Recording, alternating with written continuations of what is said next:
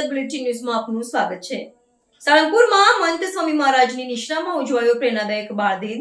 સાળંગપુરમાં પરમ પૂજ્ય મહંત સ્વામી મહારાજના સાનિધ્યમાં બાળકોએ રજૂ કરી અદ્ભુત પ્રસ્તુતિ। બીએપીએસની બાળ પ્રવૃત્તિ દ્વારા સમાજ ઉત્કર્ષનું ઉત્તમ ઉદાહરણ। સાળંગપુરમાં બાળકો અને વાલીઓની વિશાળ ઉપસ્થિતિમાં બાળ દિનની ભવ્ય ઉજવણી। તીર્થધામ સાળંગપુર ખાતે પ્રગટ ગુરુ હરિ પરમ પૂજ્ય મહંત સ્વામી મહારાજના પાવન સાનિધ્યમાં સત્સંગના વિવિધ ઉત્સવોની શ્રૃંખલા ચાલી રહી છે, જેના હજારો હરિભક્તોએ લાભ લઈ રહ્યા છે। આજ શ્રૃંખલા અંતર્ગત આજરોજ મહંત સ્વામી મહારાજની પ્રત્યક્ષ ઉપસ્થિતિમાં પ્રેરણાદાયક બાળદિનની ઉજવણી કરવામાં આવી હતી। આ વિશેષ સભામાં વિશાળ સંખ્યામાં બાળકો અને તેમના વાલીઓ ઉપસ્થિત રહ્યા હતા। આજના બાળદિનના વિશેષ કાર્યક્રમમાં નાના બાળકોએ પોતાના આત્મવિશ્વાસથી સૌને મંત્રમુગ્ધ કરી દીધા હતા। બાળકોએ સંવાદ, નૃત્ય અને પ્રવચન જેવા વિવિધ માધ્યમો દ્વારા સુંદર અને હૃદયસ્પર્શી પ્રસ્તુતિ રજૂ કરી હતી। બાળકોની આ પ્રસ્તુતિનું મુખ્ય કેન્દ્ર મહંત સ્વામી મહારાજ દ્વારા રચિત સત્સંગ દીક્ષા ગ્રંથ હતો।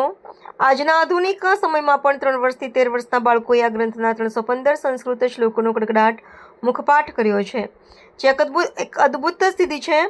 આ શ્લોકોના પઠન અને તેમાં રહેલા નૈતિક અને આધ્યાત્મિક મૂલ્યોથી બાળકોના જીવનમાં કેવા હકારાત્મક પરિવર્તનો આવ્યા છે, તેમનામાં ઉચ્ચ સંસ્કારોનું સિંચન કેવી રીતે થયું છે અને અભ્યાસ ક્ષેત્રે કેવી પ્રગતિ થઈ છે, તેના જીવંત ઉદાહરણો બાળકોએ મંચ પર રજૂ કર્યા હતા।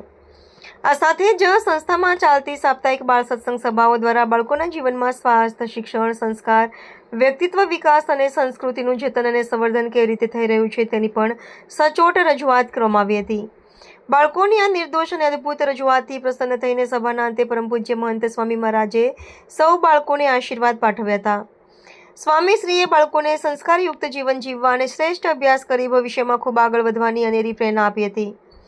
આજની આ બાળદિનની સભા પરથી સૌએ વાતની પ્રતીતિ થઈ હતી કે બીએપીએસ સ્વામિનારાયણ સંસ્થા પોતાની અનેકવિધ પ્રવૃત્તિઓમાંની એક બાળ પ્રવૃત્તિના માધ્યમથી બાળકોમાં નાનપણથી જ સંસ્કાર અને આધ્યાત્મિકતાનું સિંચન કરીને સમાજના ઉત્કર્ષમાં કેટલું અમૂલ્ય યોગદાન આપી રહી છે।